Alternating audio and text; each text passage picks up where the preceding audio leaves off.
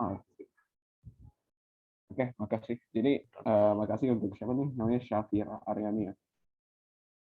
Jadi pembahasan yang pertama tuh kita bakal bahas tentang kesetimbangan. Tapi aku nggak bakal bahas terlalu mendalam ya. Mungkin aku bakal review dikit-dikit doang kok.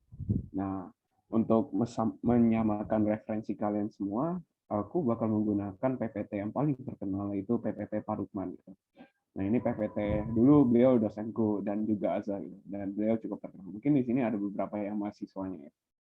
Nah, PPT ini aku sangat rekomend sih kalian bisa gunakan gitu untuk belajar-belajar gitu. Karena PPT-nya itu kayak Brady tapi versi singkatnya. Jadi kalau misalnya kalian nggak baca Brady juga santuy gitu. Oke, kita langsung aja biar nggak banyak basa-basi sebentar ya. Jadi kesetimbangan kimia ya. Dari namanya aja udah cukup jelas gitu. Jadi sebelum kita belajar kesetimbangan, baiknya itu kalian punya basicnya dulu. Nah, basicnya itu adalah dengan mempelajari tentang kinetika kimia. Ya, maaf ya tulisanku terlalu bagus gitu sehingga susah banget dibaca. Jadi basicnya itu dari kinetika kimia gitu. Nah, bagusnya kalau kalian udah paham kinetika kimia, setidaknya kalian udah cukup lancar untuk memahami kesetimbangan. Nah, dari kesetimbangan kimia, dari namanya udah cukup jelas gitu. Jadi dari kata ini setimbang. Sebentar aku sedikit. Nah, dari setimbang. Jadi apa sih yang dimaksud setimbang itu? Jadi sebetulnya kita fokus ke kata ini doang, setimbang. Tapi dari kata ini tuh cukup bisa meluas gitu sampai kemana-mana. Nanti kita lihat gimana maksudnya. Nah, jadi di sini kita bakal selalu menggunakan satu reaksi ya dari awal sampai akhir yaitu N2O4 sama NO2. Jadi di sini kalian harus ingat-ingat aja. Jadi kalian fokuskan kepada N2O4 dan juga NO2. Nah, jadi kesetimbangan itu terjadi ketika suatu reaksi itu memiliki laju yang sama dan juga laju reaksinya sebaliknya. Jadi maksudnya apa? Nah, mau aku jelasin, kalian coba perhatikan gambar berikut ini. Nah, sebelumnya aku mau kasih tahu. Untuk memahami suatu materi ya, katakan kimia, fisika, atau apapun, bagusnya itu kalian bisa mengimajinasikan lah. Imagine, bayangkanlah apapun yang kalian lihat itu sebagai fenomena langsung gitu, live fenomena gitu. Jadi kalian bisa lebih memahami. Oke, kita langsung. Jadi contohnya di sini. Nah, ini di dalam suatu gelas. Nah, ini gelas chamber namanya. Di sini terdapat suatu gas gitu. Nah, gas yang nggak punya warna atau tidak berwarna adalah N2O4. Jadi cirinya N2O4 itu adalah gas yang tidak berwarna dalam suhu yang rendah ya. Makanya di sini teman-teman bisa lihat kayak ada suatu embun. Nah, ini karena suhunya cukup rendah gitu. Nah, N2O4 dia itu bakal berubah menjadi NO2. Nah, kalau teman-teman tulis reaksinya, N2O4 bakal berubah menjadi NO2. Ya, jangan lupa setarain. Nah, tapi ketika kita sedang membicarakan kesetimbangan, kesetimbangan itu berarti balance. Kanan dan kiri harus balance dong. Maka kita nggak nulis satu arah gitu. Melainkan kita nulis dua arah. Oke, wait ya. Oke, nah kayak gini ya. Jadi maksudnya apa? N2O4 itu bakal berubah menjadi NO2. Tapi sebaliknya juga, NO2 bakal berubah menjadi N2O4. Jadi bakal kanan ke kiri. Nah, ciri dari N2O4 tadi ya, tidak berwarna ya. Nah, ciri yang mudah untuk dilihat untuk NO2 adalah berwarna coklat. Nah, di sini coklat. Nah, jadi kalau teman-teman perhatikan, di sini kan kalau kalian perhatikan di sini banyak banget ya N2O4-nya. Tapi pas kalian perhatikan NO2, di sini udah mulai muncul gitu. NO2-nya udah mulai yang coklat-coklat ini nih. Nah, sehingga di sini juga udah mulai mencoklat. Nah, tapi uniknya, kalau dalam suatu reaksi satu arah, A menjadi B, logikanya misalnya aku punya 1 mol A. 1 mol A. Dalam suatu waktu, 1 mol A ini bakal habis. Bakal habis ya. Dan yang B yang awalnya 0, bakal jadi 1 mol. Artinya apa? Artinya logika kita berpikir kalau N2O4 bakal habis. Bakal habis sehingga sebetulnya seharusnya nggak ada N2O4 lagi. Logikanya gitu, tapi faktanya nggak demikian. Faktanya, kalau kalian perhatikan, ternyata masih ada N2O4 dan juga NO2. Di sini ada N2O4 dan NO2. Artinya apa? Artinya, kalau kalian perhatikan yang A dan B lagi, artinya katakan awalnya 1 mol, ini 0 mol. Katakan ini berkurang sebanyak min X, dan ini bertambah sebanyak X. Artinya, ini sekiranya 1 min X dan X. Artinya apa? Ya ini jangan diambil pusing ya, angka-angka ini. Cuman kalau kalian perhatikan, ada angka ini mengartikan itu ada sisa. Keduanya tidak habis, keduanya itu ada gitu. Nah ini disebut sebagai kesetimbangan. Makanya nggak selalu A 0 dan B itu cuma berdiri sendiri. Pasti ada sisanya. Gitu. Nah ini basic dari kesetimbangan. Jadi kembali lagi kita ambil kesimpulan. Kesetimbangan itu terjadi ketika suatu reaksi itu berjalan dari kanan ke kiri, tapi juga berjalan dari kiri ke kanan, gitu ya. Nah ini adalah basic dari kesetimbangan. Nah sekarang kita udah mulai menyentuh kinetika ya. Nah ketika kita menyentuh kinetika, kenapa aku bilang kinetika itu penting? Jadi suatu sistem itu mendekati kesetimbangan jika reaksi maju. Nah ini ya reaksinya, reaksi maju dan reaksi baliknya itu sama-sama berlangsung. Contohnya reaksi yang tadi ya, ingat ya, NO4 dan NO2. Jadi dari awal sampai akhir kita hanya membicarakan tentang reaksi ini. Itu mendekati kesetimbangan diperlihatkan pada grafik ini. Nah, mungkin teman-teman bingung mengartikan grafik ini. Ingat kembali, N2O4 itu adalah reaktan. Ini aku tulis sini aja. NO2. Ini adalah reaktan. Artinya apa reaktan? Awalnya nggak mungkin nol gitu. Awalnya pasti ada sesuatu. Kita katakan sesuatu itu X. Nah, nggak mungkin logikanya itu kalau dia punya sesuatu. Kalau kalian masih ingat kinetika, semakin lama semakin berkurang sesuatu itu. Awalnya X, maka katakan X0 dan X1 ya. Atau enggak gini aja. X T0 dan XT, di mana T itu katakan suatu waktu tertentu. Untuk N24 pasti XT atau enggak gini. XT0 pasti lebih dari XT. Artinya apa? Artinya semakin lama ini tuh bakal semakin berkurang. Makanya dia ke bawah. Nah, sama halnya kayak NO2. NO2 itu produk. Awalnya itu 0. Kalau ini kita katakan X. Ini mula-mula, kalau kalian masih ingat di SMA ya, sisa, oke, MRS. Mula-mula reaksi sisa. Nah, mula-mula ya N24 kita katakan X, NO2 kita katakan 0, karena emang 0 gitu. Nah, katakan dia bereaksi sekian waktu gitu. Katakan dia bereaksi min. Kenapa min? Min itu karena dia reaktan dia berkurang logikanya. Berkurang ya. Nah, untuk reaksi dia itu akan menyesuaikan dengan koefisien. Karena ini 1, maka ini tulis saja min Y. Karena ini 2, maka plus 2Y. Nah, di sini ada tanda plus, artinya dia bertambah. Buktinya apa? Kalau kalian lihat di sini, awalnya 0, tapi semakin lama dia semakin bertambah gitu. Nah, bertambahnya berapa? Kita katakan 2Y. Nah, sisa atau kita ini bisa dikatakan sisa atau setimbang ya. Ini berarti X min Y dan 2Y. Nah, ini berarti dalam keadaan setimbang. Nah, kalau kalian perhatikan di sini, ini laju ya. Nah, kesetimbangan itu akan dicapai ketika memiliki laju yang sama. Makanya ini katakan lajunya di X. Nah, semakin lama, lajunya itu bakal semakin sama. Ini juga sama, awalnya 0. Semakin lama, lajunya naik, naik, naik, naik seiring waktu, sampai mencapai kesetimbangan. Lajunya itu sama. Kayak gitu ya, teman-teman. Nah, ini arti dari kesetimbangan. Jadi, ada lajunya yang sama. Kayak gitu ya. Nah, kita lanjut. Kalau ada yang ingin ditanyakan, tanyakan langsung ya. Oke, kita lanjut dulu ya. Karena waktu untuk pembahasan satu materi itu ya kita nggak bisa lama-lama ya. Karena banyak materi gitu. Nah, ada dua kondisi ketika mencapai kesetimbangan. Yang pertama yang tadi aku jelasin, lajunya sama dan yang kedua itu konsentrasinya itu sudah tetap. Di sini lajunya sama ya. Ini sama, ini tetap. Beda ya. Kalau sama dan tetap ya. Nah, jadi maksudnya apa? Kalau kita perlihat gambar yang laju, yang tadi ya, yang awal ini.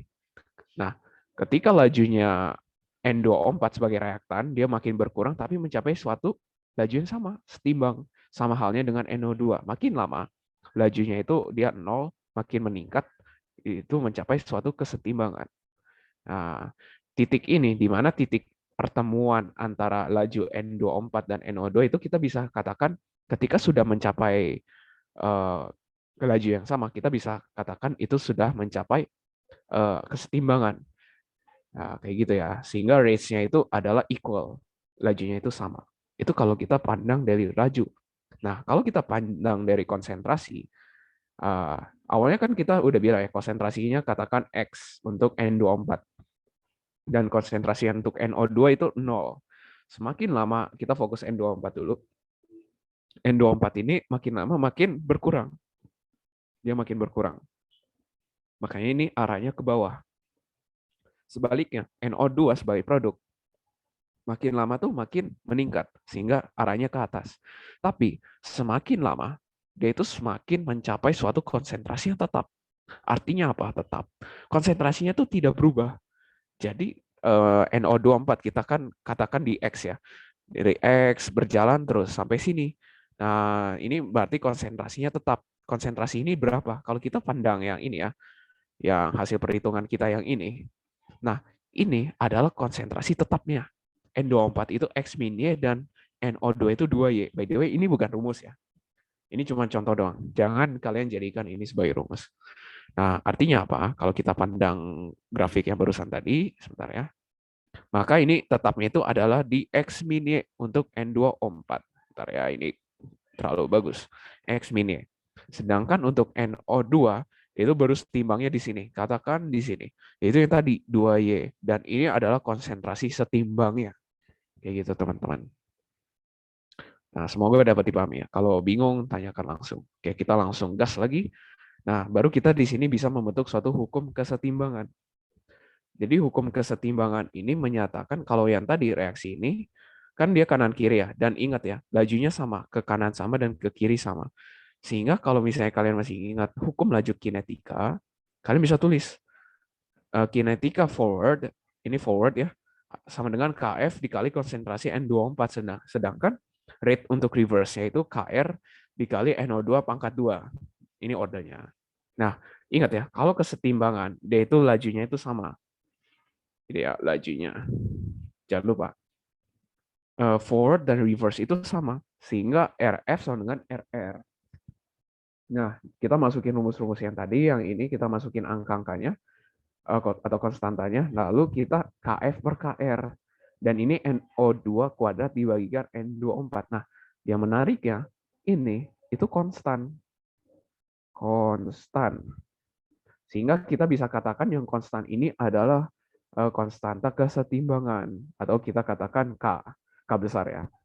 Nah, ini yang biasa kalian pelajari ketika kalian masih SMA gitu. Nah, ini yang kalian temui lagi ketika kalian sudah TPB sekarang.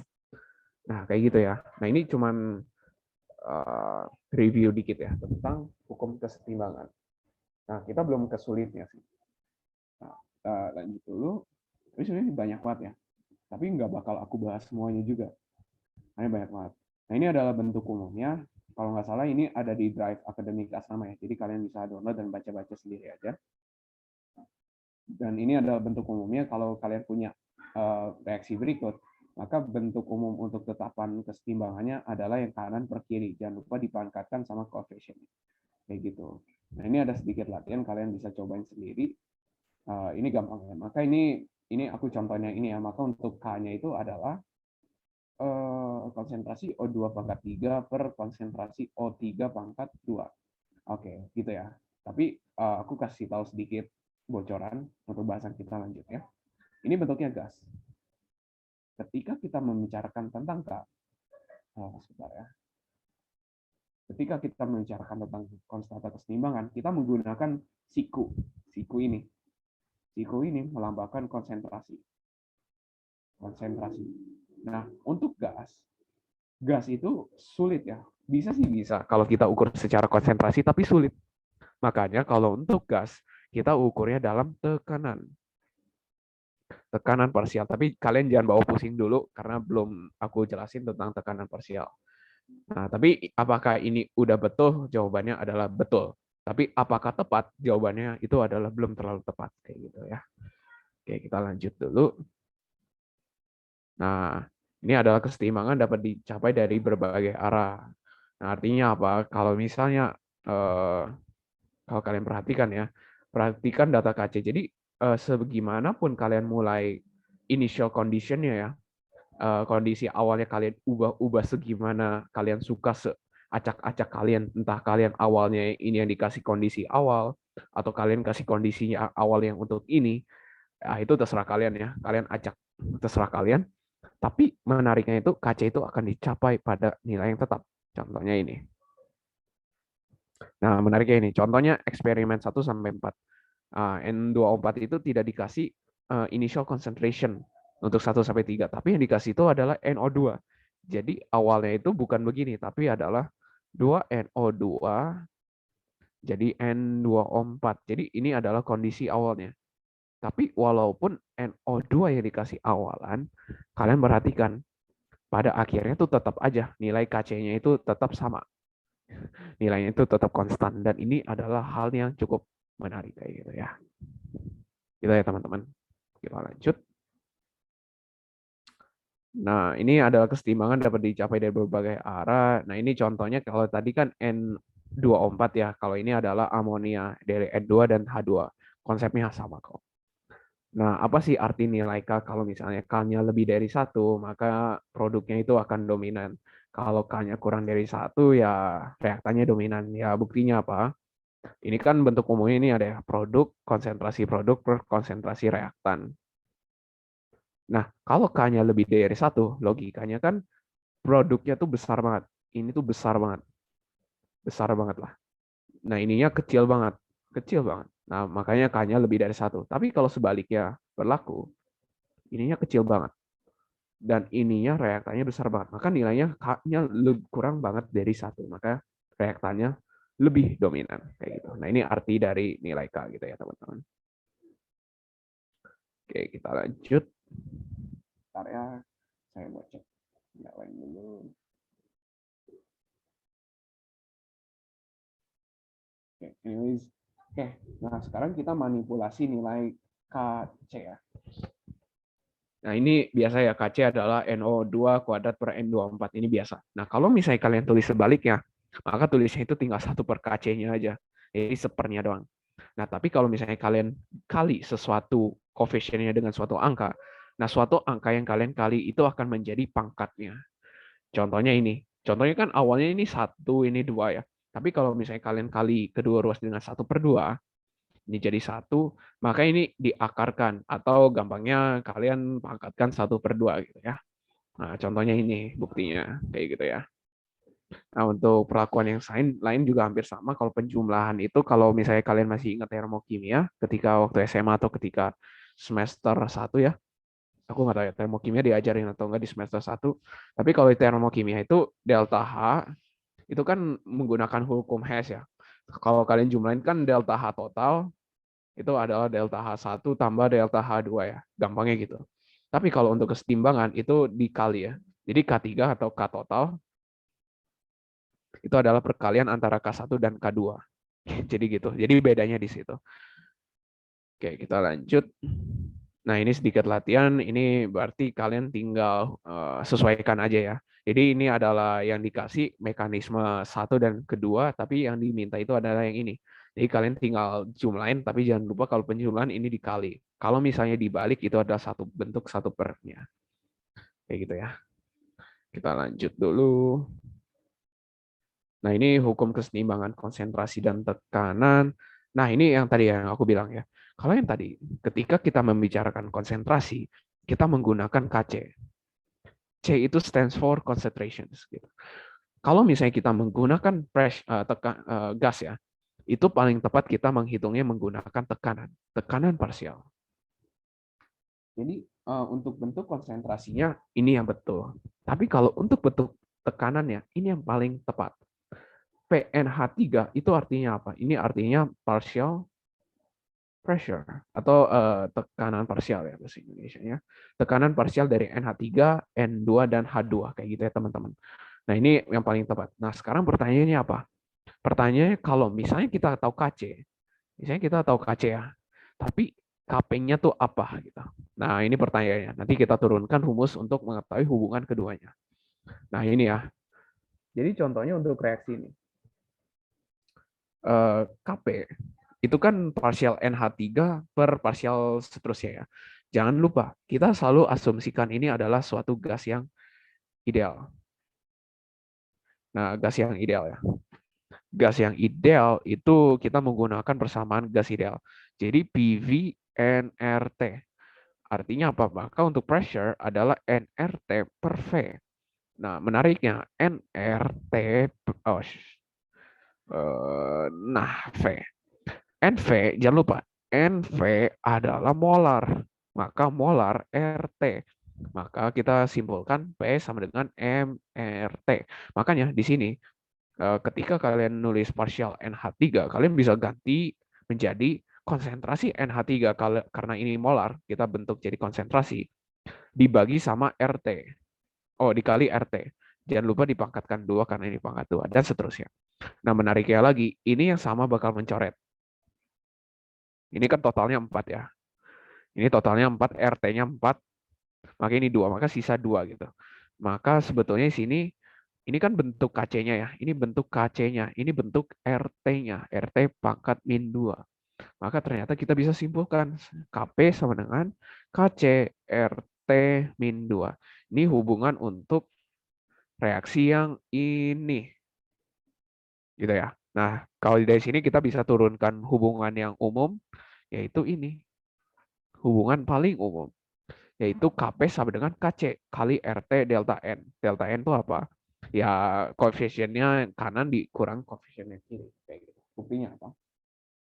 Ya, kalau kalian cek di sini, maka RT di sini 2, yang kanan dikurang yang kiri. 3 tambah 1, 4. Maka RT min 2. Kayak gitu ya, teman-teman. Oke, kita lanjut. Kalau ada pertanyaan, gas saja ya. Nah, ini adalah latihan sedikit, jadi kalian bisa tentukan hubungan Kp sama Kc-nya gimana. Nah, di sini ada sedikit sampel SO3 dimasukkan dalam suatu vakum. Kemudian dipanaskan, maka ini mengalami reaksi dekomposisi. Dekomposisi, artinya terurai. Tekanan total petot adalah 3 atm, sedangkan fraksi mol O2 adalah 0,12. Nah, di sini berarti kalian bisa tentukan dong untuk nilai-nilai yang lainnya.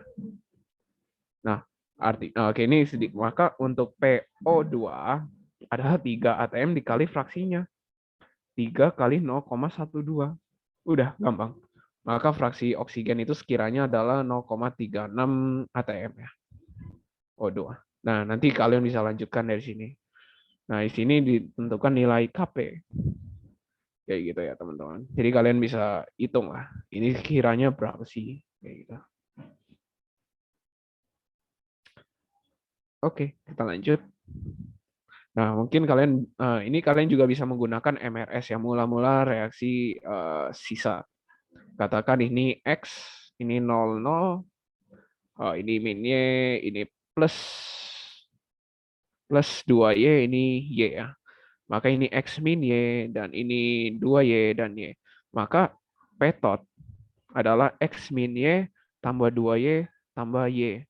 Sedangkan kita tahu Y itu adalah 0,36 atm. Sedangkan X min berapa nih? 2Y sama dengan 3 atm. Maka X min 2 kali 0,36 sama dengan 3 atm. Nanti kalian bisa dapat X-nya berapa atm. Nah, di sini kalian bisa hitung langsung dapat nilai KP-nya. Kayak gitu ya. Ini kalian coba ya. Kalau masih bingung, jangan ragu untuk chat aku. Atau yang lain juga, Sabi. Azza atau Rival. Kak Azza atau Kak Rival. Itu ya. Nah, sekarang kalau kita meramalkan arah reaksi, kita bisa menggunakan sesuatu yang disebut sebagai quotient. Nah, jadi quotient itu adalah suatu nilai kesetimbangan, tapi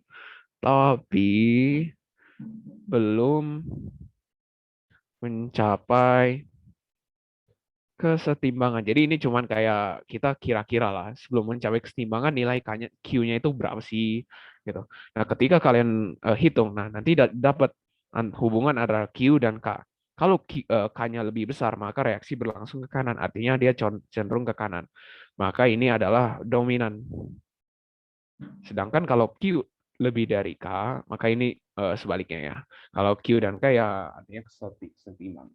Gitu aja sih sederhananya. Lanjut. Oh, ini hubungan keduanya, tapi kalian bisa baca. Ini contohnya kalian juga bisa baca ya. Ini aku bakal skip banyak ya.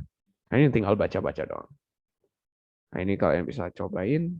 Hitung Q-nya. Nah, ini prinsip Le Chatelier. Asik. Jadi, menurut beliau, ini tuh kalau misalnya suatu sistem dikasih gangguan ya, itu tuh bakal tetap mencapai kesetimbangan gitu. Artinya apa? Katakan gimana ya aku jelasin ya. Bingung pakai kata-kata sederhana. Ya, intinya tuh kalau misalnya suatu sistem udah mencapai suatu kesetimbangan, oh gini deh asumsinya, analoginya ya. Kalian punya sistem ya. Ya gini lah ya, maaf gambar saya terlalu bagus sekali lagi. Makasih udah dipuji, terlalu bagus sehingga sangat enak sekali dilihat. Jadi misalnya kalian punya sistem batang yang dikasih apa ini namanya di fisika, acuan. Ya maaf ya. Oke, acuan atau apapun lah. Ini kan udah mencapai suatu keseimbangan ya. Nah, ketika kalian ganggu sistem di sini, ya logikanya kan dia bakal miring sebelah ya. Ada ini terlalu miring, tapi ya udahlah ya. Miring sebelah. Nah, seiring waktu, dia itu bakal berusaha menjadi setimbang lagi. Nah, ini yang dimaksud dengan prinsip Letellier. Jadi ketika suatu sistem sudah mencapai kesetimbangan dan kita ganggu. Nah, ketika kita ganggu, sistem yang terganggu itu akan berusaha menjadi setimbang lagi. Nah, itu artinya. Nah, faktor-faktor itu ada 3. Konsentrasi, tekanan, dan temperatur. Nah, kita bahas satu-satu ya.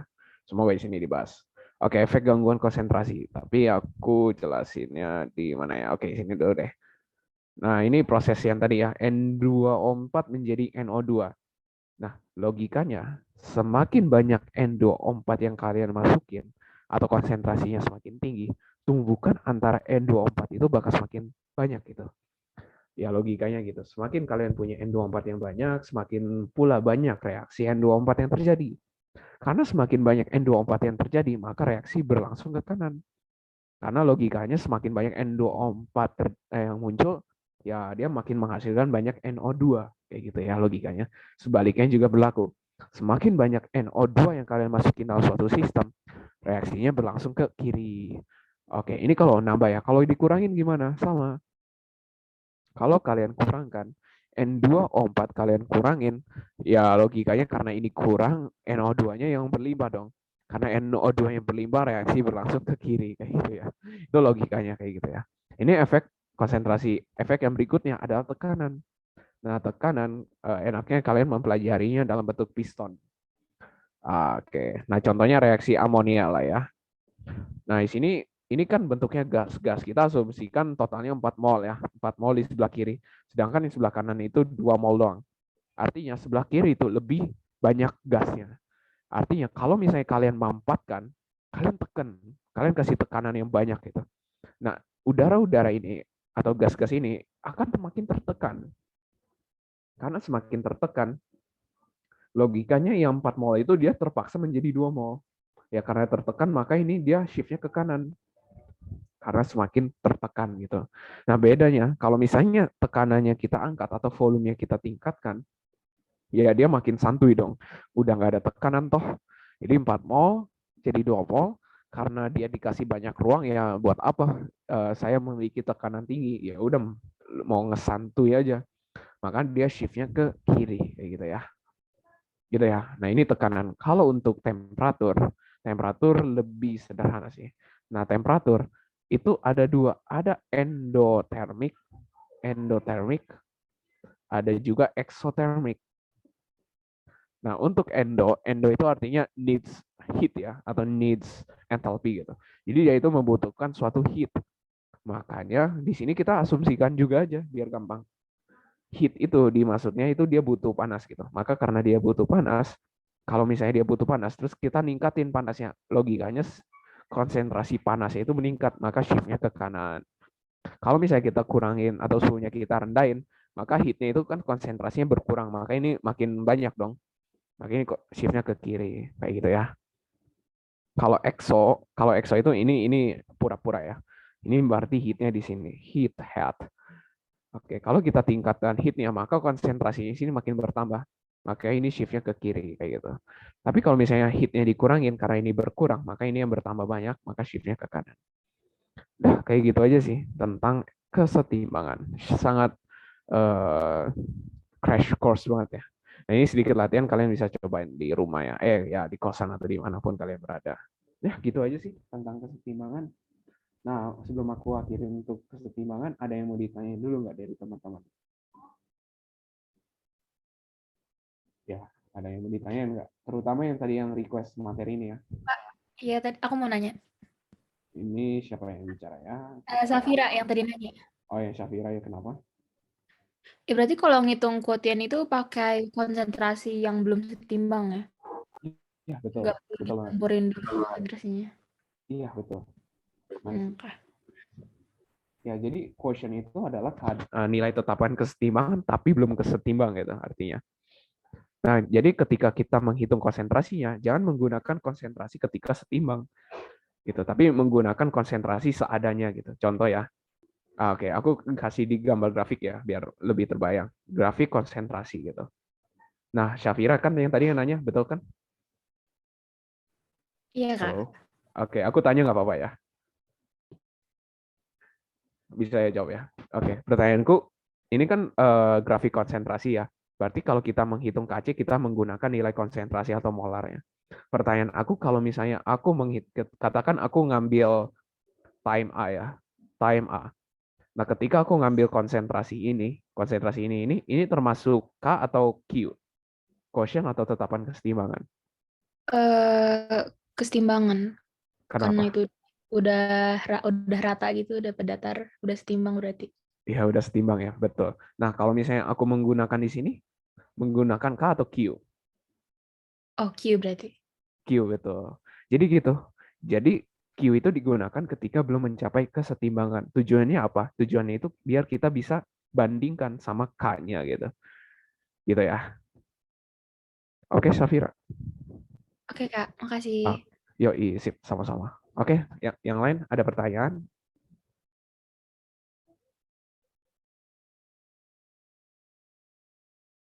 Ada nggak nih?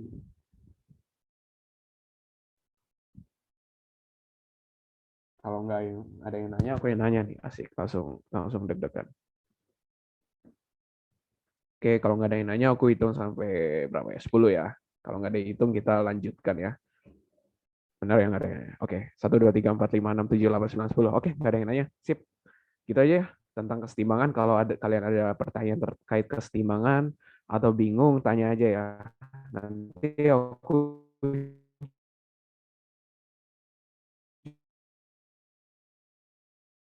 juga ada soal. Kalau kalian pengen minta soal, boleh di grup juga boleh ya minta soal. Oke, gitu aja aku kembali jago rival sama Bunda Azah. Ay, Halo, halo. keren. Rival ada nggak nih? Mantap. Ini ada. Sip. Ay, keren banget dari Bang Novan ya. Oke, jadi gitu ya teman-teman.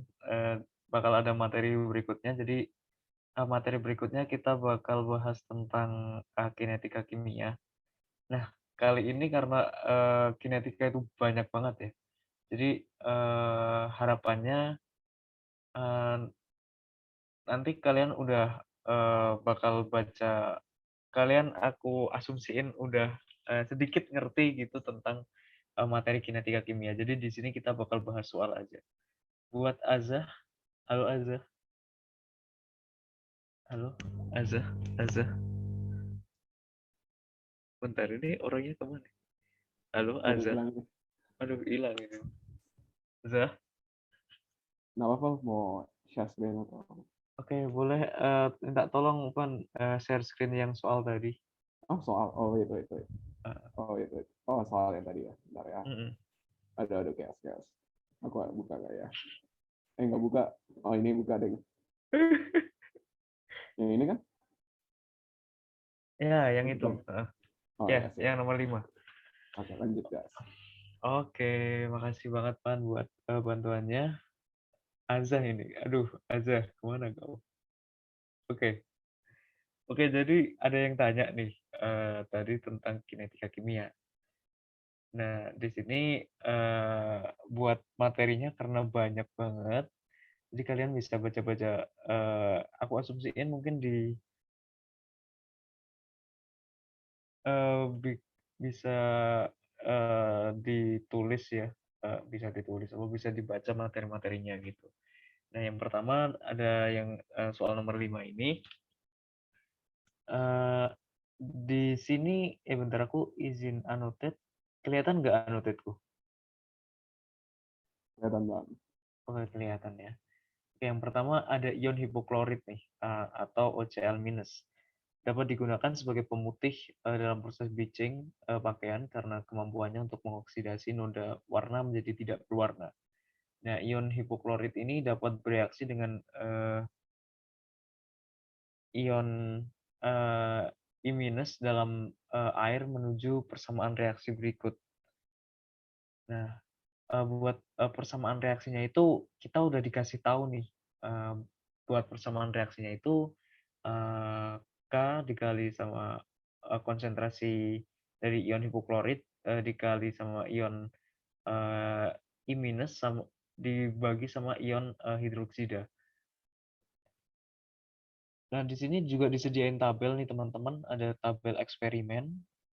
Eksperimen 1 ya bisa dibaca sendiri untuk data-datanya. Kita langsung ke soal aja ya.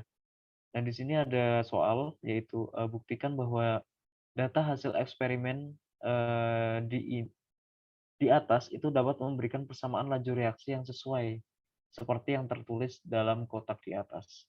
Nah, caranya gimana? Sebenarnya cara ini cukup simpel ya. Jadi kita disuruh buat buktiin, nggak ada notif. Kita disuruh buktiin kira-kira persamaan yang ada di sini, ada eksperimen 1, 2, 3, 4, 5, itu apakah sesuai sama persamaan yang ini? Atau laju reaksinya itu sama kayak ini? Gitu. Kita disuruh buktiin apakah rumus yang ini, yang K dikali sama konsentrasi OCl minus dikali sama konsentrasi I minus dibagi sama konsentrasi hidroksida itu benar apa enggak gitu. Itu intinya dari tabel ini. Oke, kita mulai aja ya. Yang pertama dulu kita harus tentuin, perlu diingat ya. Jadi kita harus tentuin konsentrasi-konsentrasi yang sama. Karena bilangan kalau sama kan nanti perbandingannya kan satu kan. Misal ini 0,2 sama 0,2, yang percobaan 2 sama percobaan 3. Ini kan 0,2 sama 0,2. Jadi 0,002 dibagi sama 0,002. Hasilnya itu 1. 1 pangkatin apa aja, hasilnya tetap 1 gitu. 1 pangkat 0 juga 1. 1 pangkat 1 juga 1, 1 pangkat 2 dan 1 pangkat seterusnya itu juga bakal 1 nilainya. Nah, itu mengapa kita harus cari konsentrasi yang sama. Nah, yang pertama, bentar aku coba. Oke, yang pertama kita bakal tinjau dari eksperimen yang sama dulu nih. Kita acak aja tinjau eksperimen 2 sama eksperimen 3.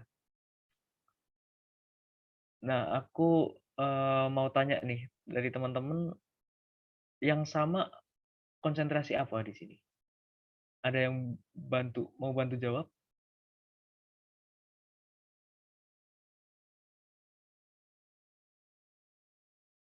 Halo? Mungkin dari Halisa Kintar ada nggak di situ? Ada, Kak. Oke, persamaan yang di sini yang sama apa aja? Kalau di konsentrasi OCl minus ini, yang 2, 3, sampai seterusnya itu, Kak. Yang sama di persamaan 2 sama 3 apa konsentrasinya? Yang sama aja.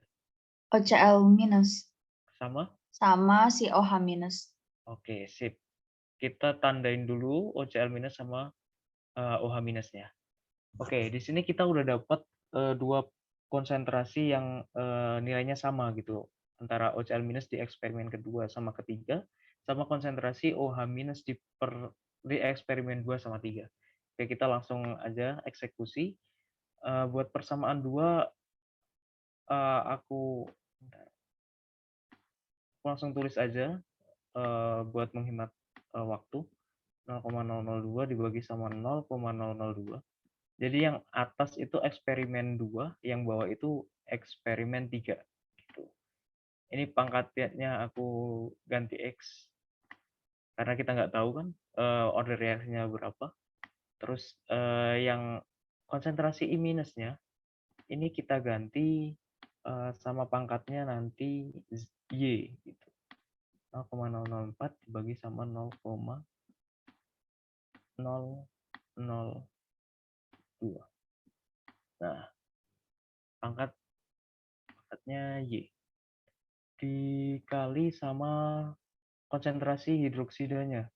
Itu 1/1 pangkat Z. Hasilnya itu juga perbandingan sama initial rate-nya, yaitu 4,8 per 2,4. Kenapa 10 pangkat 4-nya nggak aku tulis ya? Karena udah dieliminasi gitu, atas sama bawahnya. Jadi nggak usah ditulis lagi.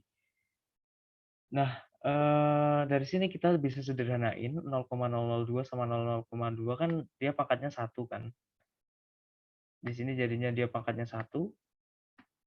Nah, di sini dia pangkatnya 2 pangkat Y. Nah, di sini dia juga pangkatnya 1. Maksudnya bilangan utamanya 1 gitu, perbandingannya. Nah, 1 pangkat Z. Hasilnya 4,8 dibagi 2,4 itu 2. Nah, gitu. Nah, 1 dipangkatin apapun hasilnya tetap 1 gitu. 1 pangkat X berapapun juga 1 pangkat berapapun Z juga 1.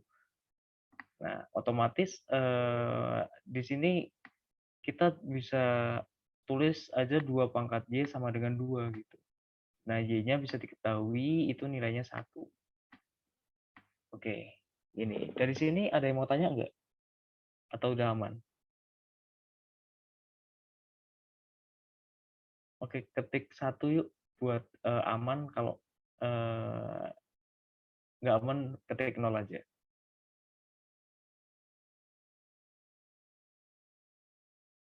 Oke, halo.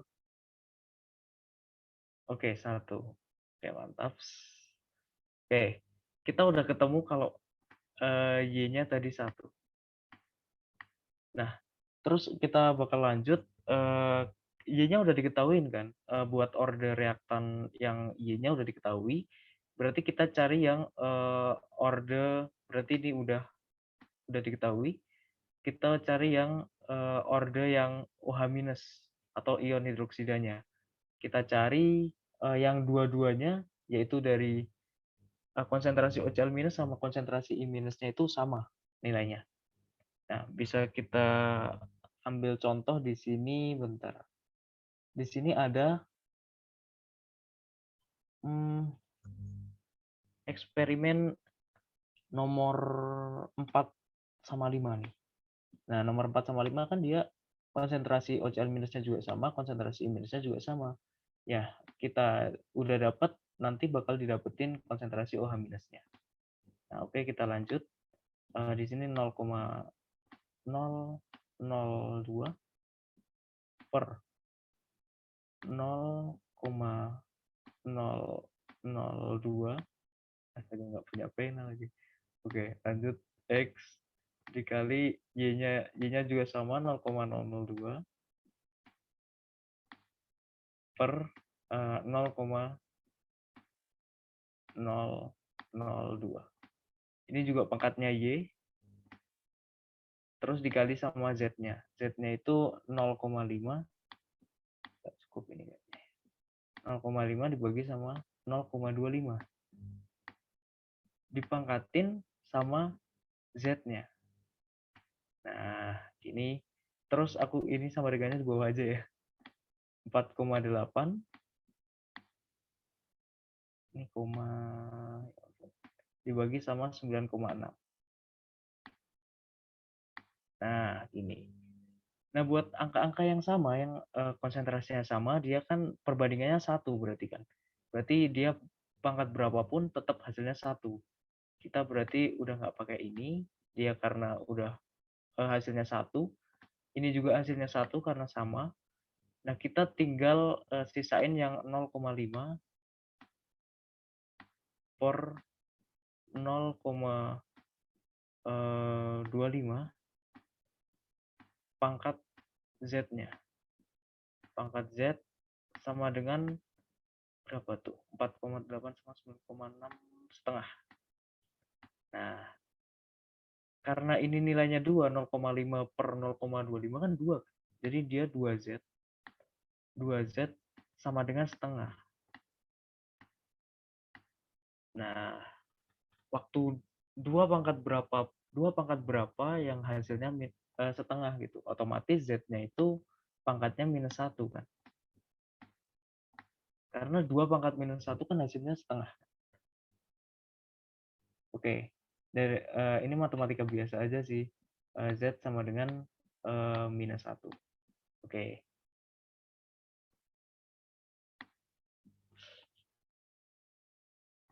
Oke, bentar. Nggak mau. Clear semuanya.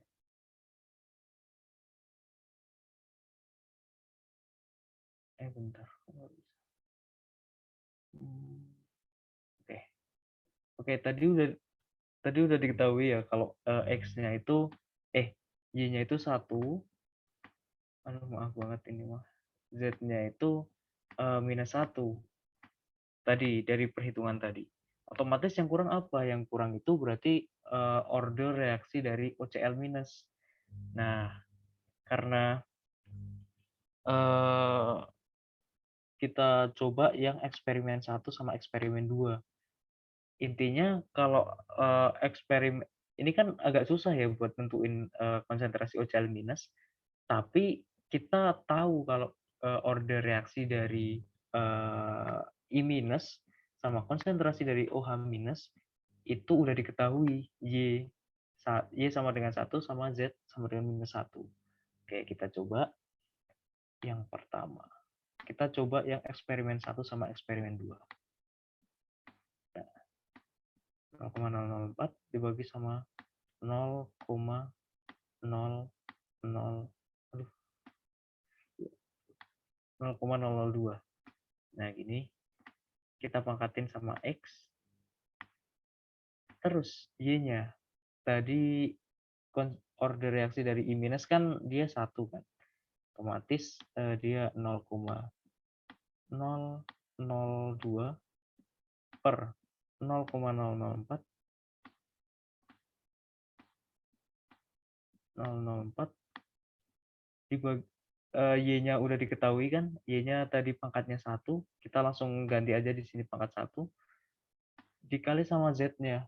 Z itu order reaksi dari OH minus. Nah, di percobaan 1 sama percobaan 2 itu nilainya 1 per 1. Dipangkatin sama -1, order reaksi dari konsentrasi Z-nya gitu. Nah, 0,004 dibagi sama 0,2 kan 2 kan? 2 pangkat X dikali sama di sini bentar ini 0,002 dibagi sama 0,004 itu hasilnya setengah pangkat 1. Z-nya 1 pangkat -1, 1 pangkat berapapun kan hasilnya tetap 1. Nah, terus initial rate-nya berapa gitu? Initial rate-nya 4,8 banding sama 4,8 hasilnya 1. Nah, di sini bisa diketahui kalau 2 pangkat X itu sama dengan 2. Aku pindah ruaskan yang setengah ini dari ruas kiri ke ruas kanan. 2 pangkat X sama dengan 2, X berarti sama dengan 1. Gitu. Berarti udah diketahui kalau Y-nya itu sama dengan 1, Z-nya sama dengan -1, X-nya sama dengan 1. Gitu. Dari sini ada pertanyaan nggak?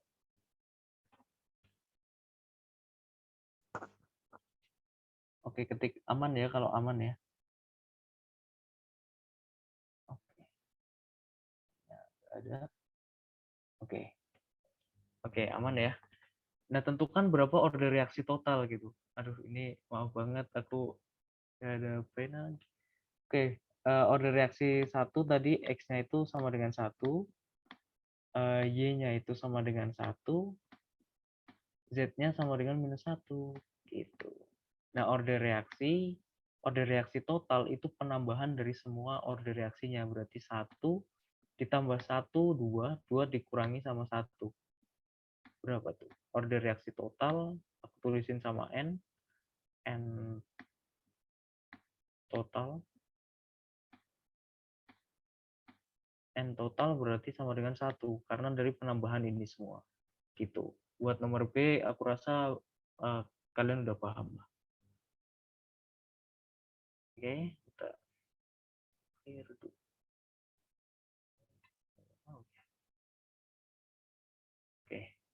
Oke, lanjut aja. Terus buat soal nomor 3 nih, ada soal ini kok nggak mau di. Nah, hitung berapa nilai tetapan laju reaksinya dari K-nya. Nah, di sini kayaknya udah terlalu berlarut-larut ya, jadi aku kasih clue aja buat ngitung K-nya. Karena tadi persamaannya aku tulis. Bisa ke atas nggak, Van? Halo, Van. Bisa scroll ke atas nggak? Oke, tadi oke. Aku tulis saja V sama dengan K dikali sama konsentrasi hipoklorit HCl minus ion hipoklorit dikali sama oke nggak jadi ya. Bentar. Oke, tadi kan udah ada ya ini persamaan buat laju reaksinya ini K dikali sama konsentrasi HCl minus dikali sama konsentrasi I minus dibagi sama konsentrasi ion hidroksida. Nah, dari sini nanti kalian ambil salah satu eksperimen. Oke, ambil salah satu. Bentar, kok ini nggak bisa. Ambil salah satu konsentrasi dari eksperimen, misalkan kita ambil dari konsentrasi 3 nih. Nah, nanti dari konsentrasi ini kalian bisa dapetin nilai K-nya berapa. Nanti buat rate-nya ini kalian ganti sama inisialnya di sini 2,4 kali 10 pangkat minus 4 dikali K nanti yang kita cari. Terus telat ya tadi ya. Bentar. Oke. Nah, nanti K-nya ini nanti yang dicari kan. Terus OCl minus nanti kalian masukin OCl minus yang di sini karena dia percobaannya yang percobaan ketiga kan. Terus telat banget sih yang anu. Kayaknya masalah sinyal. Nah, terus konsentrasi I minusnya nanti kalian masukin yang ini 0,002. Terus buat konsentrasi OH minusnya nanti kalian masukin yang ini. Nah, dengan order reaksi yang sudah diketahui. Order reaksi di sini kan udah diketahui kan, pangkat 1, ini juga pangkat 1, ini pangkat 1 juga gitu. Nah, nanti dari sini kalian pakai matematika biasa gitu. Kalian bisa dapetin nilai K-nya gitu. Oke. Dari sini ada yang nggak paham buat mencari nilai K. Karena ini nilainya di suhu yang sama, jadi kalau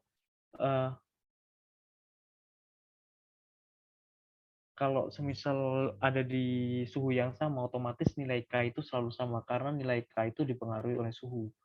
Nah, nanti di soal D ini itu ada pertanyaan lagi.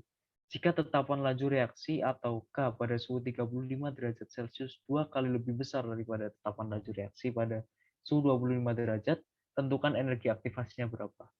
Nah, kalau kalian masih ingat sama hukum Arrhenius gitu ya. Hukum Arrhenius itu kan apa sih rumusnya? Bentar aku lupa. Bentar aku buka dulu ya. Tetapan laju reaksi sama dengan A kali eksponen pangkat minus EA per RT gitu ya. Nah, nanti dari pengembangan rumus itu bisa diketahui kalau ln K2 ini len K2 per K1, sebenarnya kalian bebas mau nentuin K yang baru itu sebagai K2 apa K1 gitu. Yang penting kalian konsisten aja nanti di penentuan suhunya gitu. Nah, di sini sama dengan EA per R dikali sama 1 per T1 minus 1 per T2. Nah, nanti mungkin rumus ini bakal familiar banget sama kalian. Beberapa yang udah juga diajarin di kelas. Jadi di sini kita langsung pakai aja. Nanti penurunannya tinggal kalian lenkan buat persamaan Arrhenius. Nanti diketahui buat jadinya len K sama dengan minus EA per RT plus len A gitu. Nah, nanti dari situ kalian kurangi gitu buat persamaan lennya dari len K2 sama len K1. Nanti didapetin itu. Gitu. Itu proses penurunannya cuma pengetahuan aja, kita langsung pakai rumus jadinya biar makin cepat. Nah, otomatis kita tentuin K yang baru itu yang K2. Berarti K2 itu sama aja kayak 2K1. 2K1. Nah, jadi len K2-nya itu len 2K1 per K1-nya sama dengan EA per R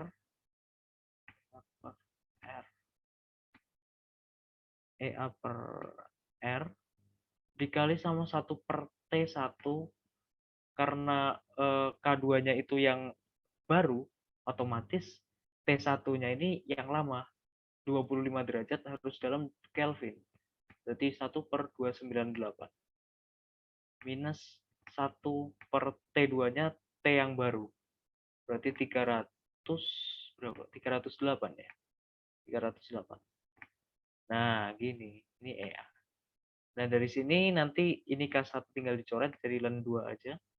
Karena dia perbandingan kan 2K1 sama K1, jadi len 2 sama dengan EA per R dikali 1 per 298 minus 1 per 308. Nanti dengan teknik matematika biasa, nanti bisa didapetin buat nilai EA-nya, energi aktivasinya. Gitu. Jangan lupa R-nya yang dipakai karena ini energi, jadinya pakai yang 8,314. Kalau semisal dia nyarinya tekanan atau dalam liter ATM, dia pakainya yang 0,082. Nah, gitu. Jadi kalau semisal dia energi, pakainya yang 8,314. Oke, nanti dihitung sendiri ya. Sebenarnya udah aku hitung juga, tapi karena tulisannya masih coret-coretan, jadi nanti kalian nggak bisa baca, akhirnya ya udah deh. Walaupun di sini juga coret-coretan juga sih. Jadi nanti dengan persamaan matematika biasa ini dipindah ruaskan, nanti bisa diketahui energi aktivasinya gitu. Oke, sampai sini dulu deh. Ada yang nggak paham nggak? Atau ada yang mau ditanyain? Terbuka banget.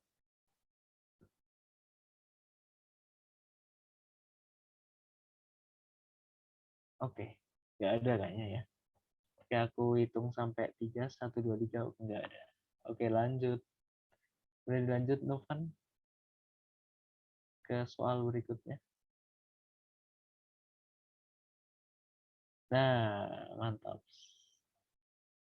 Nah, di sini ada soal lagi. Soalnya beruntun banget. Oke, mekanisme reaksi di atas ternyata mengikuti 3 tahap reaksi. Persamaan reaksi tahap 1 dan 3 diketahui, tapi buat persamaan yang tahap 2, ini masih kosong. Gimana caranya? Sebenarnya caranya itu secara mudah ya, karena aku juga sebenarnya masih belajar juga dan perlu banyak belajar. Akhirnya ini soal di logika aja gitu. Kalau semisal reaksi kayak gini kan biasanya ada senyawa antara. Senyawa antara tuh terbentuk ketika suatu reaksi itu bereaksi sama zat lain terus membentuk senyawa antara. Nah, senyawa antaranya itu bakal bereaksi lagi, akhirnya membentuk produk yang utamanya gitu. Nah, senyawa antara ini biasanya nanti bisa dicoret gitu, teman-teman. Jadi nanti tinggal bisa dieliminasi gitu antara produk sama reaktan. Artinya apa? Artinya itu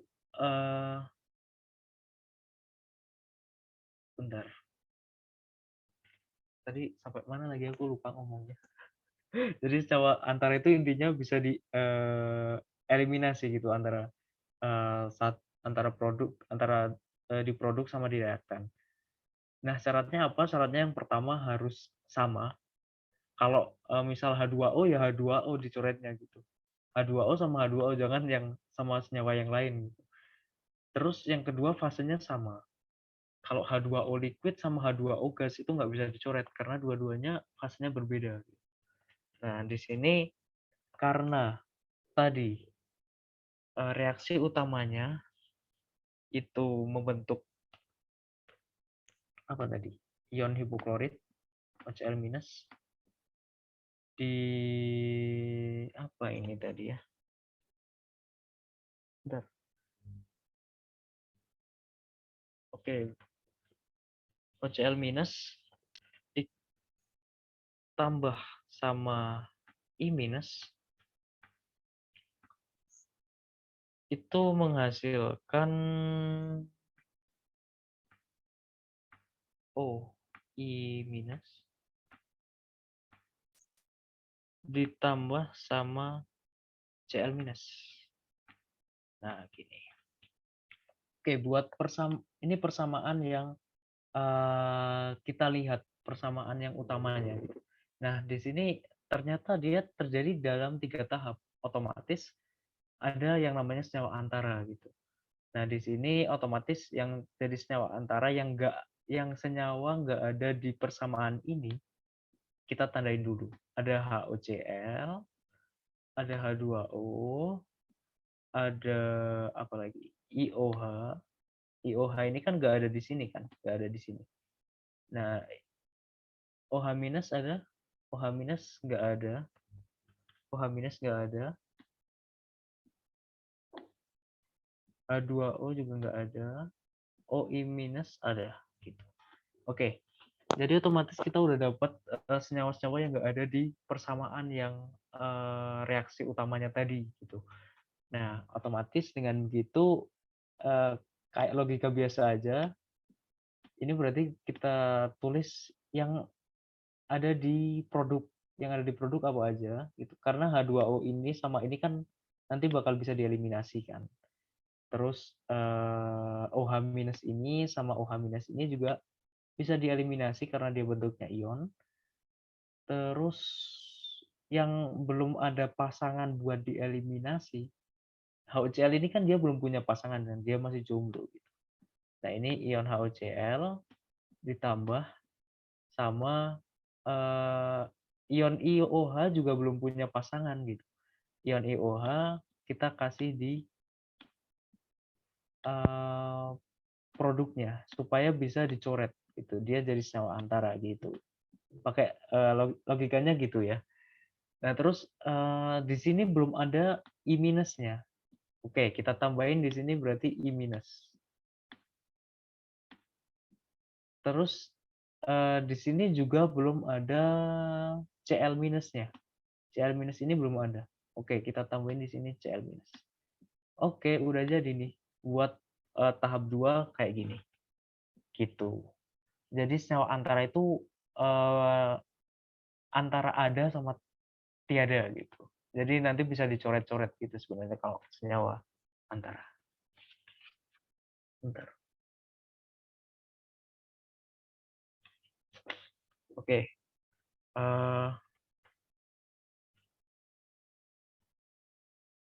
Oke, bentar ya.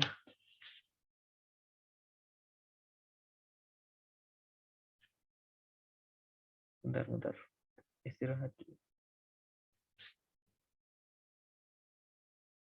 Oke. Kita bakal lanjut. Dari soal ini deh, ada yang mau ditanyain dulu nggak kira-kira? Oh, Senyawa Kak izin tanya. boleh. Gimana? OCl senyawa yang di kotak biru ini dapat dari mana ya, Kak? Yang mana? OCl minus ini? Iya, OCl minus tambah I minus. Oh, oke. Mungkin dari Mas Operator, Bang Nopan, boleh ke atas. Mas Nopan. Oke, di sini kita forumnya santai aja ya. Nah, ini kita dapat dari sini, diketahui di soalnya.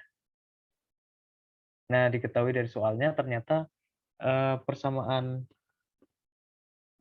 persamaan reaksinya itu ini OCl minus plus I minus sama dengan OE minus plus Cl minus. Dia udah diketahui di sini. Jadi tenang aja ya.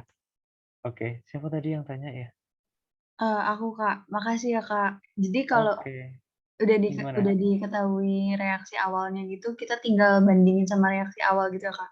Iya, betul banget. Oke, makasih, Jadi, Kak. heeh. Jadi senyawa antara tuh istilahnya ketika persamaan reaksinya tuh kayak gini, tapi kita nggak tahu kalau ada senyawa antara. Nah, senyawa antara itu nanti bisa kita ketahui kalau kita uji coba di lab gitu. Nanti kalau senyawa antara juga bakal diketahui di soalnya. Jadi kita nggak bakal suruh nentuin senyawa antaranya karena kalau senyawa antara gitu kan cuma kayak usulan aja gitu. Nah, nanti buat usulannya nanti bakal diuji coba di lab gitu. Jadi tenang aja nanti bakal diketahui. Oke, kita bakal lanjut ya. Ada yang mau tanya lagi nggak? Aman ya?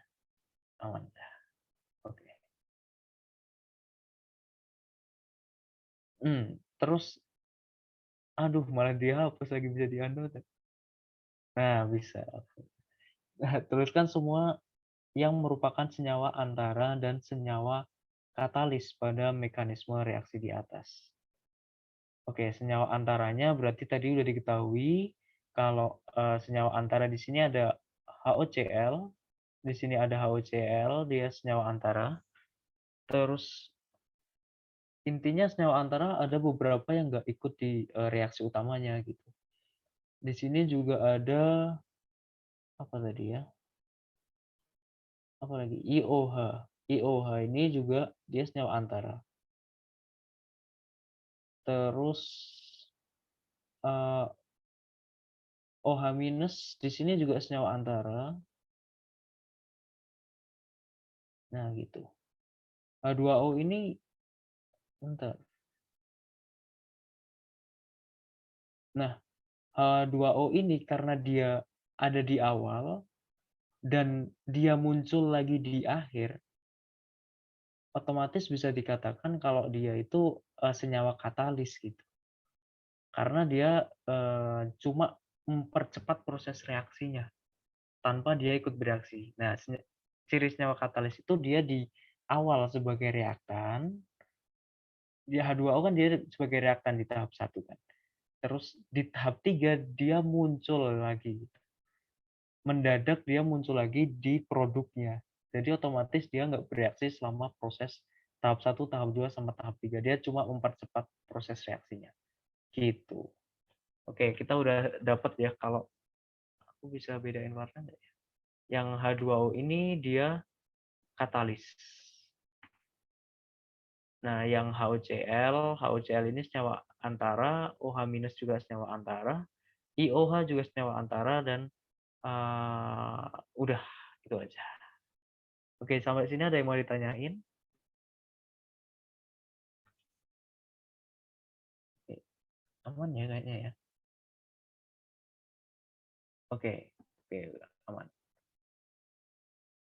Oke, kita bakal lanjut ke soal berikutnya yang agak menantang ini ya. Jadi kita di sini disuruh buat tentuin reaksi total. Kita suruh membuktikan nih tahap reaksi yang kita ambil yang paling lambat karena dia reaksi seri kan. Beda kalau reaksi paralel mungkin nanti bakal kalian pelajari di tahap-tahap berikutnya. Di sini reaksinya reaksi seri. Otomatis kalau reaksi seri kayak kalian istilahnya kayak kalian lomba estafet gitu, otomatis penentu reaksinya itu yang paling lambat gitu di antara kalian buat nentuin waktu seberapa cepat kalian bertiga lomba estafet, yang paling menentukan itu yang paling lambat di antara kalian gitu, buat nentuin menang apa kalahnya, istilahnya gitu. Nah, kita bakal nentuin penurunan laju reaksi, kita disuruh buktikan nih, persamaan laju reaksi total hasil penurunan sesuai dengan persamaan laju reaksi seperti tertulis dalam kotak atau tidak gitu. Dan di sini kita dipaksa buat membuktikan itu benar. Caranya gimana gitu. Tadi aku tulis lagi di sini ada HOCl ditambah sama apa tadi ya? I minus dikali produknya itu IOH sama apa? Cl minus. Nah, karena dia reaksi seri, otomatis dia reaksi seri itu kayak misal reaksinya itu terjadi secara bertahap gitu. Misal tahap 1, terus tahap 2 sama tahap 3. Dan nggak ada kemungkinan lain buat terjadinya reaksi ini. Nah, apa tadi? Oke, kita ambil yang reaksi paling lambat. Nah, reaksi paling lambat itu dia terjadi dari, aku tulis di sini R sama dengan K, K-nya K3 ya. K3 dikali sama konsentrasi HOCl dikali sama konsentrasi I minus. Nah, tapi kan persamaan utamanya, persamaan laju reaksinya dia bukan ini kan. Otomatis kita ubah dulu yang nggak ada di persamaan tadi kan yang konsentrasi HOCl ini. Gimana caranya kita biar bisa dapat konsentrasi HOCl itu sebagai apa? Gitu. Nah, otomatis kita ada data di sini dari yang tahap pertama. Karena dia reaksi kesetimbangan, otomatis ketika setimbang, dia nggak ada laju reaksinya itu sama dengan 0. Nah, kita cari dulu di sini K1, otomatis aku tulis di sini R1, reaksi pembentukan R1 itu reaksi pembentukan HOCl. Dikurangi, ditambah sama dengan minus R2. Kenapa minus gitu? Karena ketika proses kesetimbangan, di sini kan ada yang setimbang nih. Yang K2 ini setimbang. Dia mengarah ke pengurangan produk HOCl. Yang satu dia ke kiri, yang satu dia ke kanan, ke arah pembentukan HOCl, yang K1 otomatis positif. Terus yang R2-nya dia reaksi pengurangan HOCl. Nah, karena dia produknya dalam keadaan setimbang, ketika setimbang dia otomatis persamaan laju reaksinya itu 0. Karena setimbang gitu. Waktu kesetimbangan gitu.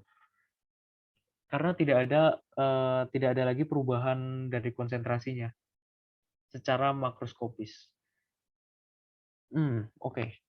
Karena K1 itu sama dengan K1 dikali sama OCl minus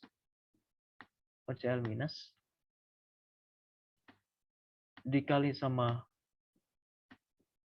konsentrasi H2O-nya aku ilangin ya, karena di sini ada tips nih.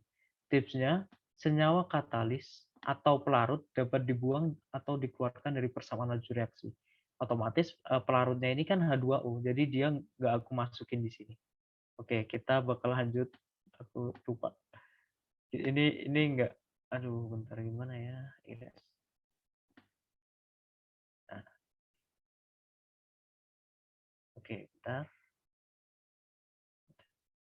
Oke, berarti dia K1 sama dengan konsentrasi OCl minus 2 gitu. Nah, karena aku pindah ruaskan, dia otomatis jadi positif kan yang R2-nya. R2 ini sama aja kayak K2 dikali sama HOCl dikali sama OH-. Nah, gitu. Oke, sampai sini ada yang nggak paham nggak? Tanya aja nggak apa-apa, asli. Oke, ada yang nggak paham? Oke, aku hitung sampai 5. 1, 2, 3, 4, 4,5, 4,75, 5. Oke, nggak ada. Oke ya, berarti udah pentin ya. Oke, di sini ada konsentrasi HOCl. Di sini kita bisa gunain suatu persamaan itu dari HOCl. Otomatis dengan pindah ruas dan pindah ruas aja, kita pindah ruaskan ke sebelah kiri semua. K1 per K2 sama dengan OCl minus, konsentrasi OCl minus dikali per konsentrasi OH minus. Nah, gini. Oke. Konsentrasi OH minus sama dengan konsentrasi HOCl. Nah, gini. Kita udah dapetin buat konsentrasi HOCl itu sama aja kayak K1 per K2 dikali konsentrasi OCl minus per konsentrasi OH minus. Oke, sampai sini ada yang mau tanya?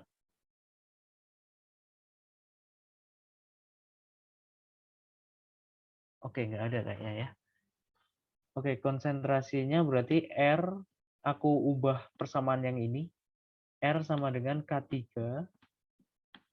dikali konsentrasi HOCl, aku ubah jadi K1 per K2 dikali OCl minus dikali sama konsentrasi OH minus. Oke, udah. Ada yang, oh ini konsentrasi I minus, sorry, ketinggalan. Konsentrasi I minus. Oke, di sini berarti kita udah clear nih. Nggak bisa.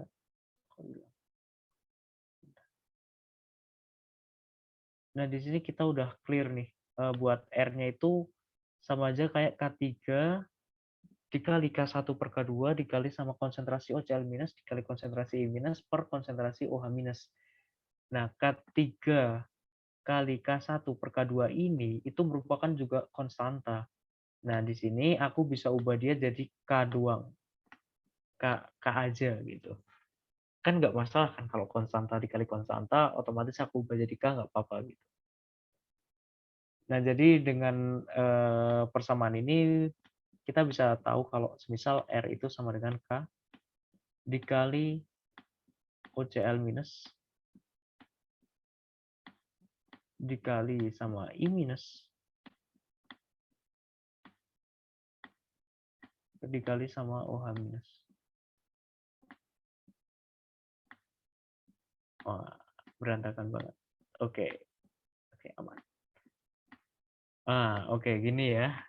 Oke, jadi kita udah tahu kalau persamaan ini benar gitu dari laju yang kita turunin dari persamaan kesetimbangan.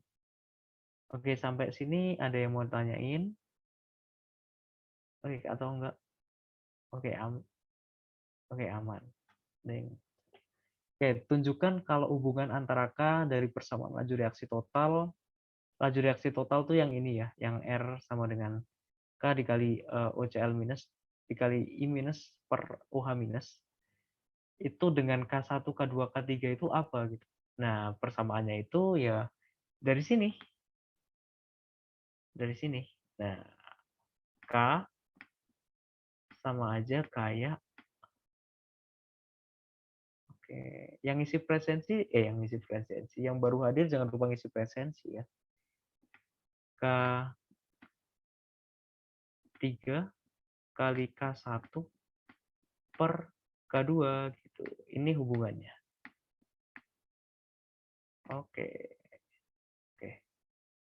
Oke, dari sini ada yang mau tanyain. Ini soalnya yang lumayan advance yang nomor G sih. Jadi mungkin nanti kalian bisa cari-cari dulu. Oke, ada yang mau ditanyain? Aku hitung 1, 2, 3. Oke, aman. Oke, dari aku cukup sih buat kinetika kayaknya Satu soal aja udah lumayan lama ya, maaf banget. Oke, jadi mungkin bisa dilanjut ke pembahasan soal berikutnya.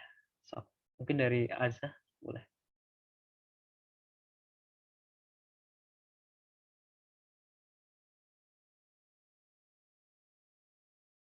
Halo, Azza. Apakah ada di situ, Azza? Masuk. Saya sama Novan dulu deh, yang sekarang. Oh iya, oke, silakan Oke. Novan. Oke, mantap. Ya, jadi sebenarnya pembahasan satu soal aja ini udah cukup lama ya. Nah, sebetulnya materi yang dibahas sama Aza itu untuk kimia B gitu. Tapi sayang sekali kimia B itu yang hadir, ada nggak sih? Aku belum cek. Kimia B nggak ada. Oh, Kimdas B nggak ada ya. Nah, dengan itu berarti ya sebetulnya sudah selesai dari tutorial ini. Tapi aku nggak mau selesai begitu aja tanpa ngasih hadiah. Asik. Nah, teman-teman mungkin teman-teman di sini udah ada yang asing sama soal ini ya. Jadi soal ini aku bahas sedikit ya. Tapi kalian kerjain sendiri ya. Jadi nggak bakal aku bahas detail kayak Bang Rival tadi. Aku bakal bahas sedikit doang. Nah, teman-teman ambil clue ini buat latihan mandiri teman-teman di rumah, kosan, apartemen, terserah kalian di mana. Oke. Nah, setelah aku kasih soal ini, aku bakal kasih hadiah lagi. Nah, jadi aku bakal bahas cepat ya. Nanti teman-teman perhatiin aja. Jadi soal nomor 1 ini berkaitan erat sama apa sih? Apa ya, sifat larutan sih aku sebutnya. Aku nggak tahu judul yang tepat. Jadi sifat larutan. Jadi massa molar suatu polimer itu ada senyawa tingkat tinggi ya. Maksudnya dia itu cukup panjang lah polimer. Poli itu artinya banyak gitu. Dapat dibentuk dengan massa molarnya atau MR-nya digunakan osmometer. Jadi gambar ini tuh adalah osmometer. Prinsipnya ya simpel aja. Jadi kita hanya mengukur perbedaan tinggi. Simpelnya gitu. Nah, isinya tuh apa? Ada polimer encer dan air murni. Jadi ada dua larutan ya. Dua cairan. Nah, dipisahkan oleh suatu membran yang disebut sebagai membran semi permeable. Nah, itu susah banget. Nah, suatu percobaan dilakukan, ternyata ketinggian itu selisihnya itu adalah 1,2 cm pada suhu sekian. Pertanyaan itu kenapa sih suhu itu penting? Ya, suhu itu penting karena pada suhu yang berbeda, tentunya kondisinya juga berbeda. Bisa aja suhu ini 30 derajat Celcius jelas nggak bakal dapat angka segini. Mungkin lebih dari 1,26 ataupun kurang. Gitu ya teman-teman. Jadi makanya sini suhu itu sangat penting. Nah, kayak gitu. Nah, sini polimer ini tidak mengalami disosiasi maupun itulah di air. Nah, asumsikan kerapatan air dan juga polimer itu 1 gram per mili dan percepatan gravitasi itu adalah 10. Jadi apa fungsinya kalimat ini tuh mengatakan kalau I sama dengan 1. Itu apa? Itu adalah apa ya? Aku lupa namanya. Faktor Van Hoff kalau nggak salah ya. Ya benar, faktor Van Hoff. Jadi itu faktor Van Hoff. Jadi artinya itu tidak mengalami disosiasi atau pokoknya tidak mengalami pemisahan ketika polimer ini diencerkan. I itu biasanya kalau nggak salah ya, aku lupa sedikit. Bentar, aku tulis dulu. Lupa lah. Intinya itu. I itu pokoknya sama dengan 1 untuk ini. Jadi kalian nggak perlu khawatir tentang I ini. Tapi kalau misalnya dia mengalami pemisahan, misalnya HCl, apalagi NaCl atau seterusnya itu kalian harus khawatir dengan nilai I. Nah, ini cara ngerjainnya nanti kalian tentukan sendiri ya. Nah, untuk berdasar skema di atas nih aku kasih spoiler. Jadi larutan A itu adalah air. Oh, ya ini kebalik ya. Air dan pelarutnya itu ada yang di A gitu. Nah, jadi kalian cari tahu kenapa demikian. Sedangkan yang B itu tentukan tekanan osmosis dari larutan itu dalam satuan Pascal. Nah, osmometer fungsinya itu kita hanya mengukur perbedaan tinggi. Kalau kalian masih ingat ketika kalian di fisika dasar, ini kita bisa mengukur dengan rumus, ini rumus dasarnya ini ya. P0 ini adalah tekanan luar. Tekanan luar. Tapi kalau kalian perhatikan, ini tuh menggunakan tekanan osmosis. Jadi persamaan ini bisa kalian ubah menjadi ini. Rho GH doang. Rho ini rho ya, ini bukan P. Pertanyaan itu kenapa P0 itu tidak digunakan? Ya karena P0 ini ingat kembali ini tekanan osmosis, bukan kayak tekanan hidrostatis atau yang lain-lain. Jadi ini adalah tekanan osmosis. Kalau kalian masih bingung tekanan osmosis itu apa, kalian bisa cek Google. Tekanan osmosis itu apa kayak gitu ya. Jadi kalian menggunakan rumus ini untuk ngerjain B, dan C itu gampang ya. Jika dalam 100 ml larutan terdapat sekian, maka hitung molemer. Nah, di sini kan B udah dapat tekanan osmosisnya. Nah, kalian menggunakan rumus tekanan osmosis yang biasa, P sama dengan MRT. Nah, di sini ditanya adalah hitung massa molar, maka P sama dengan ini kan N per V, RT, P sama dengan massa molar ya. Gram per mm per V kali RT. Artinya mm sama dengan bentar ya. Gram per, bentar ya, saya sambil mikir ini. Mikir cepat. Bentar ya, kita turunin pelan-pelan. Oke, ini gini dulu deh.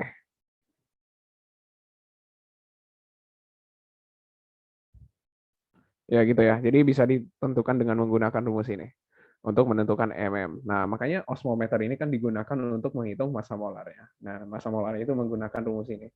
Nah, sedangkan yang ditentukan konsentrasi larutan polimer encer ya dalam satuan molar. Kan kita taunya molar ya. Nah, nanti kalian gunakan molar ya. Nanti kalian tanya lah bedanya molal sama molar itu apa gitu. Ya, molal itu menggunakan massa air ya, sedangkan molar itu dengan volume larutan.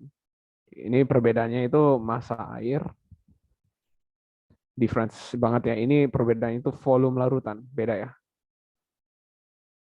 Oke, ini aku revisi, bukan selalu air, tapi pelarut.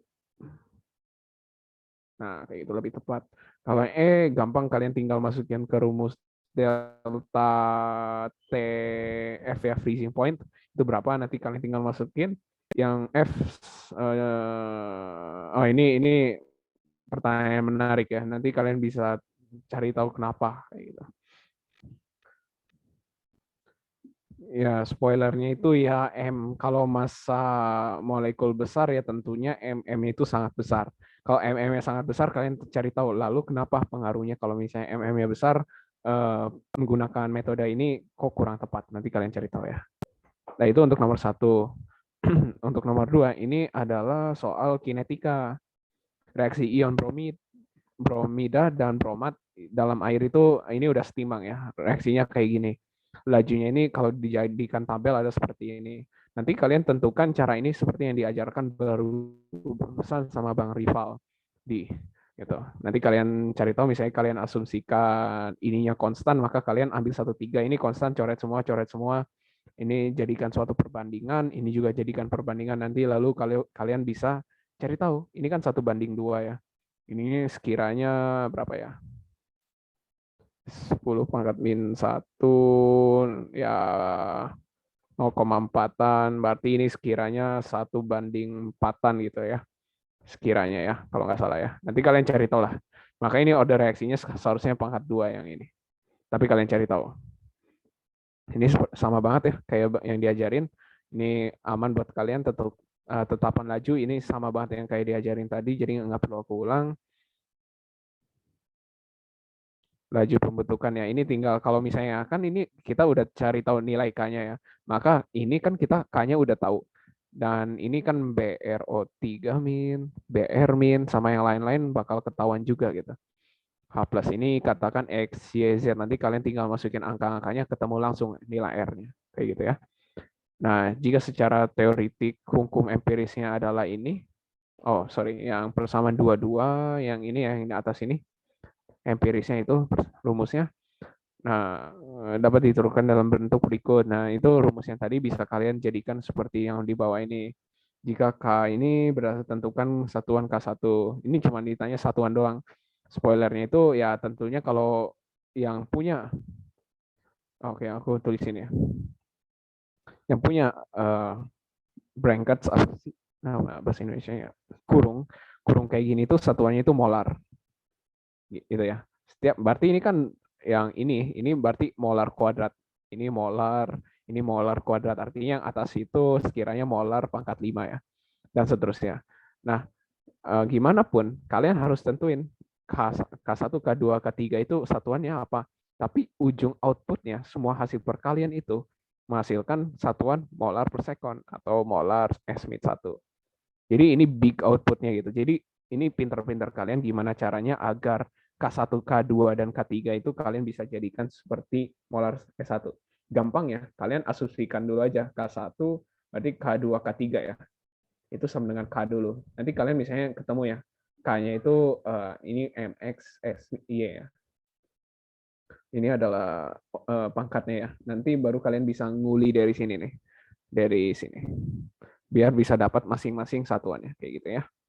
Terus selalu yang jika diketahui tetapan laju bla bla bla, tentukan nilai EA. Oh, ini menggunakan rumus yang tadi yang barusan digunakan Bang Rival ya.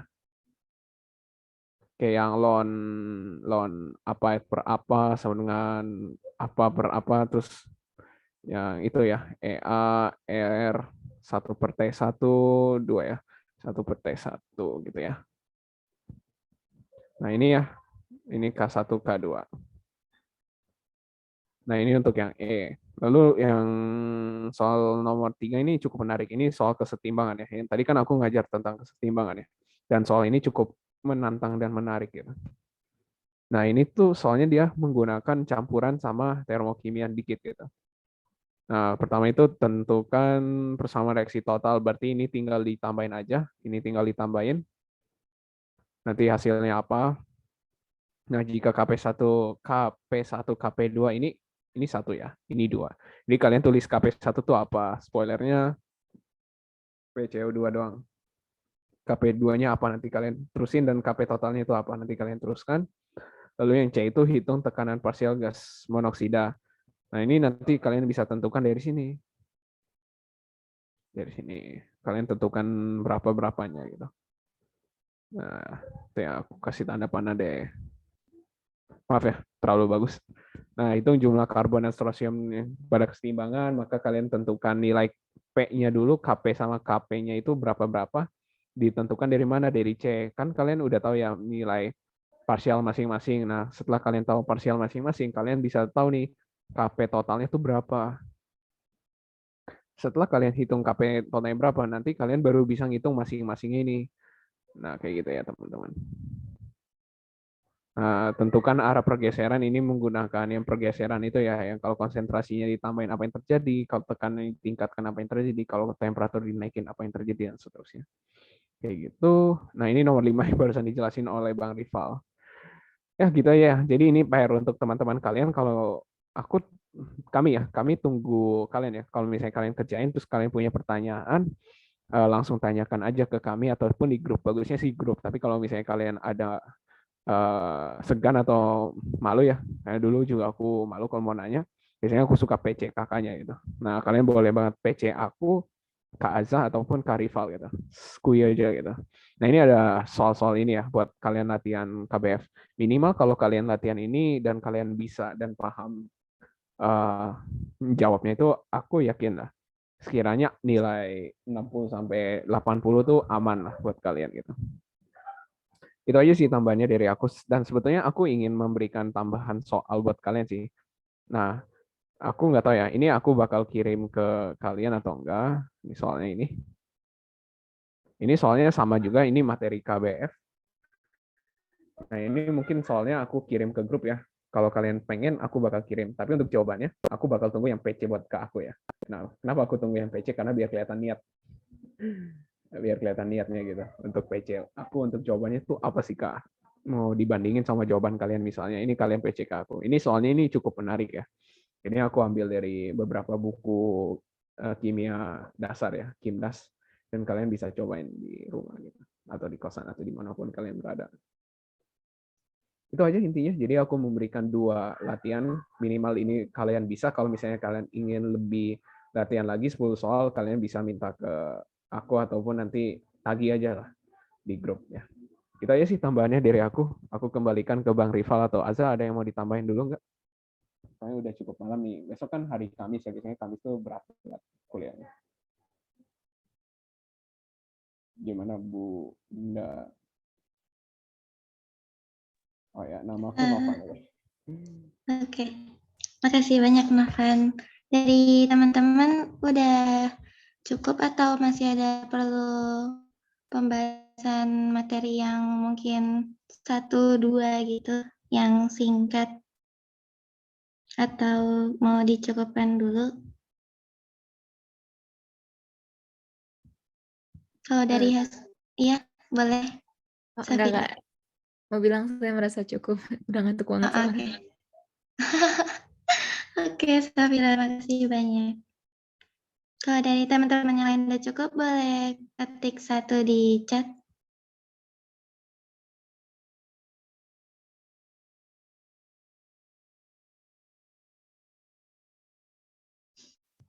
Oke, hampir setengahnya ya ini.